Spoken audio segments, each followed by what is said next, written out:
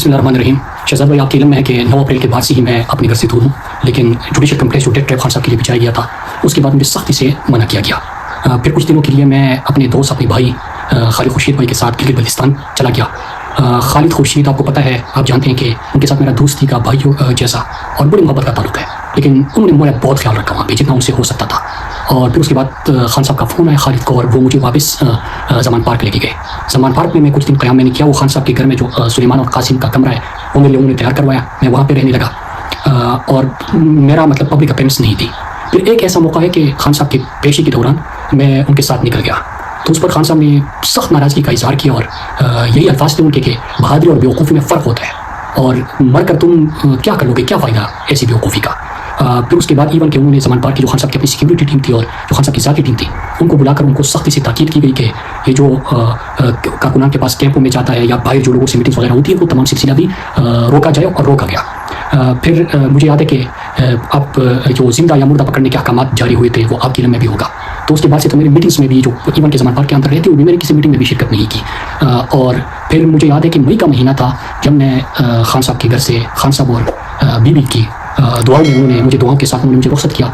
मुझे याद है, बल्कि अभी बात करते हुए मुझे याद आ रहा है कि उस वक्त मुझे तस्वीर और खजूरें कुछ दी गई कि पता नहीं कि आप कब कहाँ पे किस तरह मतलब पहुँचोगे, और साथ ही खान साहब का जो बुलेट प्रूफ जैकेट था वो भी मंगवाया गया। मुझे कहा गया कि ये पहन के मतलब इतना उन्होंने हर चीज़ का ख्याल रखा। फिर मेरी आखिरी मुलाकात थी ये खान साहब के साथ, और उसके बाद मुझे ये भी उस वक्त उन्होंने कहा था कि समझाया था कि किसी के कहने पर भी, किसी भी खबर पे या कोई इतलाब को दे, आपने किसी के कहने पे बाहर नहीं निकलना, और एहतियाती तदाबीर का मुझे कहा गया। फिर उसके बाद जब भी मैं ट्वीट करता था तो उसके बाद मुझे पैगाम मिल जाता कि ये सोशल मीडिया में इस्तेमाल मत करो, क्योंकि न सिर्फ फिजिकल टीमों की तश्कील दी गई है लेकिन उसके साथ साथ आपका सोशल मीडिया और आपका ट्विटर भी मॉनिटर हो रहा है, तो इसमें भी एहतियात करो। फिर 5 अगस्त को जब खान साहब की गिरफ्तारी हो रही थी तो उस वक्त मुझे उन्होंने, बल्कि उससे कुछ पहले मुझे खान साहब का पैगाम है कि अगर आप मुझसे बाहर जा सकते हो तो निकलो, क्योंकि ये लंबा चलेगा। और साथ ही चूँकि वो शहीद अरशद शरीफ भी मुझसे बाहर चले गए थे और जो हुआ था उस पूरे कौम को पता है, तो उस हवाले से भी बाहर जाने की सूरत में भी मुझे एहतियात का कहा गया। फिर 5 अगस्त को जब खान साहब की गिरफ्तारी हो रही थी तो उस वक्त मुझे ये बताया गया था कि ये अहकामात थे कि अभी आपने कोई जज्बाती नहीं होना और हमने पुरअमन इस तहरीक को लेके जाना क्योंकि ये लंबा चलेगा। साथ ही ये कहा गया कि कुछ दिनों बाद फ्लैश प्रोटेस्ट का सिलसिला शुरू किया जाए, और उसके बाद वो मुतहर्रिक कारकुनान या रहनुमा या जो मतलब इन मुश्किल हालात में भी जलसा, कन्वेंशन या इस तरह कोई चीज़ कर सकते थे तो उनकी लिस्टें भी मुझसे ली गई, और फिर बाद में कन्वेंशन का सिलसिला भी शुरू हुआ था, लेकिन वो लिस्टें भी दी गई। और ये कहा गया कि किसी तरीके से हमने इस गेम को इलेक्शन तक लेके जाना है, खींचना है, क्योंकि उसके बाद जो है मेरी कौम जो है, मैं अपनी कौम को जानता हूँ, उस वक्त अगर हम सर्वाइव कर गए तो मेरी कौम फिर इंशाल्लाह मुझे नाउमीद नहीं करेगी, मायूस नहीं करेगी, और वो अपना फैसला सुना देगी। और बिल्कुल वैसे ही हुआ।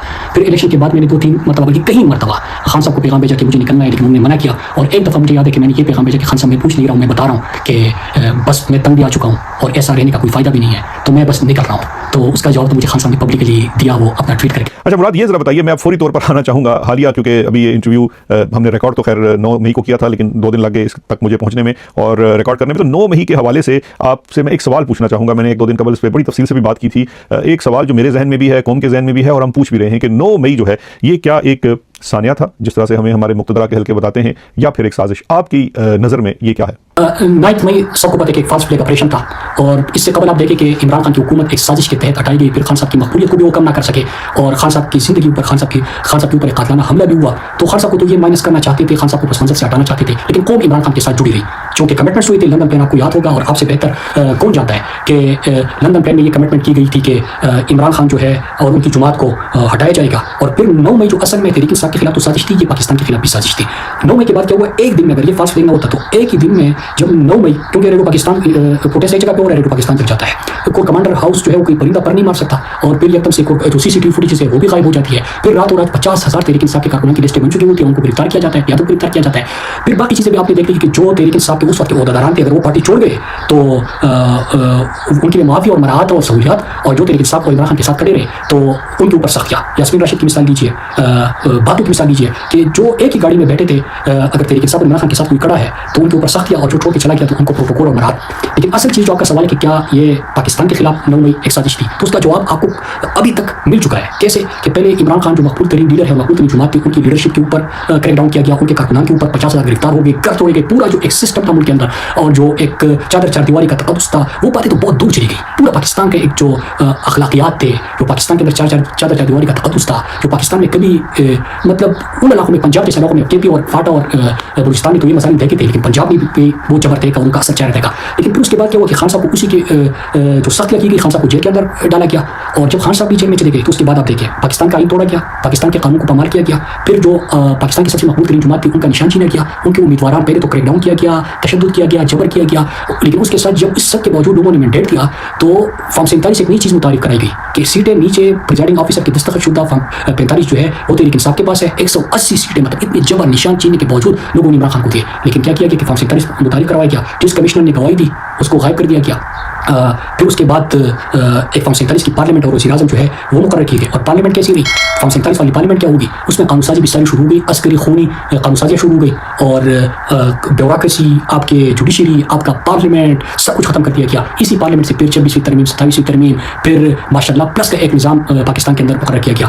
9 مئی ایک لندن پلان کے تحت فاسٹ ٹریک آپریشن کر کے اس کے بعد کی چیزیں آپ دیکھیں کہ طالبان جو خیبر پختونخوا میں آئی, دہشت گردی آئی, وہ اس کے بعد آئی. جو امریکہ کے اس خطے میں مفادات تھے اور آپ کی افغان پالیسی اور ساری چیزیں وہ اس کے بعد ہو گئی. جو آپ غزہ پیس بورڈ کے نام سے, مطلب جو گریٹر اسرائیل کی ایک سوچ ہے اور اسرائیل کو تسلیم کرنے کی جانب جو بڑھنے کا, اور پہلا اسٹیٹمنٹ ابھی نگران حکومت میں آ گیا تھا کہ 2 ریاستی حال اور وہ ساری چیزیں. تو انٹرنیشنلی اگر آپ دیکھیں پاکستان کی فارم پالیسی دیکھیں, پاکستان کے اندر جو ایک نظام تھا, پاکستان کی جوڈیشری, بیوروکریسی, پارلیمنٹ, وہ سب کچھ ختم کر دیا گیا. یہاں پہ جو تقسیم, جو نفرت ہے, جو پامالیاں, وہ تمام چیزیں شروع ہوئی. تو یہ سارا کیا ہے, پاکستان کی معیشت اس وقت تباہ ہے, پاکستان کی ایکسپورٹس نہیں ہے, پاکستان کی اکانومی برباد ہے, پاکستان کا خریدار برباد ہے, دہشت گردی واپس آ چکی ہے, جنازے اٹھ رہے ہیں.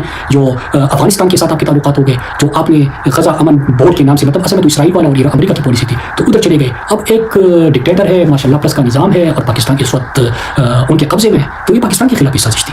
مراد یہ ذرا بتائیے گا کہ دہشت گردی کو میرے خیال میں آپ سے زیادہ قریب سے کسی نے نہیں دیکھا ہوگا. سوات میں آپ پیدا ہوئے, آپ کی بہت نظر رہی, آپ نے امن لشکر کا بھی حصہ رہے, بہت کچھ آپ نے کیا. تو دہشت گردی جو ہے وہ خیبر پختونخوا میں ایک مسئلہ تو ہے, اس سے کوئی یا کہہ لیجیے انکار نہیں ہے. لیکن آپ کی نظر میں اس دہشت گردی کے پیچھے محرکات کیا ہیں اور اس سے نبرد آزما ہونے میں رکاوٹیں کیا ہیں؟ یہ دہشت گردی جو ہے اس کو تو میں دہشت گردی کہتا ہوں, اور اس کے اوپر خیبر پختونخوا میں جو دہشت گردی کی نئی لہر آئی اور اس وقت جو حالات ہے اس کے اوپر تو کافی میں بول بھی چکا ہوں اور لکھ بھی چکا ہوں. آپ کو یاد ہوگا کہ 2 مرتبہ جب میں باہر تھا تو 2 مرتبہ اٹیمپٹ کیا گیا تھا ملاکنڈ سے اس دہشت گردی کی کا آغاز کرنے کے لیے.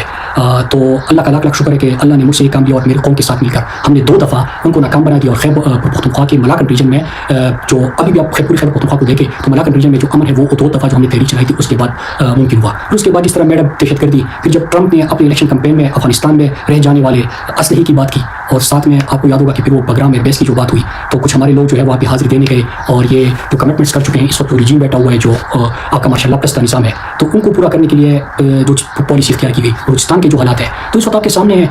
دہشت گردی کے ٹاپک کے اوپر میں بڑا مختصر اس لیے بات کر رہا ہوں کہ باقی چیزوں کے اوپر بات کریں کیونکہ اس کے اوپر تو میں تحریکیں بھی چلا چکا ہوں. میرا دہشت گردی ڈال ریجن میں اس کو کہتا ہوں, اور 1979 ہو اس سے ہمارا تعلق نہیں تھا. ہمارا ایک ملٹری ڈکٹیٹر تھا, وہ اس طرف چلا گیا جنرل ضیاء اللہ, اور پھر ہمارے گلی محلے میں جو تشکّک کلچر آیا, جو منشیات آئے, وہ آپ کے سامنے ہے. پھر ایک فون کال مشرف کو ریسیو ہوتا ہے, 9/11 سے ہمارا کوئی کام نہیں تھا, لیکن پاکستانی 80,000 جانوں کا $100 سے زیادہ ہم نے اس میں نقصان کیا. پھر آج کل بھی ایک ڈکٹیٹر بیٹھا ہوا ہے, اور ان ڈکٹیٹر کی پالیسی سے کیا ہوتا ہے کہ بدامنی ہوتی ہے, جنازے اٹھتے ہیں, لوگ ہمارے شہید ہوتے ہیں, جوان شہید ہوتے ہیں, ملک کا بیڑا غرق ہو جاتا ہے. رہی بات جو افغان پالیسی کی ہے یا افغانستان کے ساتھ ہمارے تعلقات کی ہے, آپ کو یاد ہوگا شہزاد بھائی آپ بھی کیبنٹ میں تھے, اور مجھے یاد ہے میں ان میٹنگز میں بھی تھا.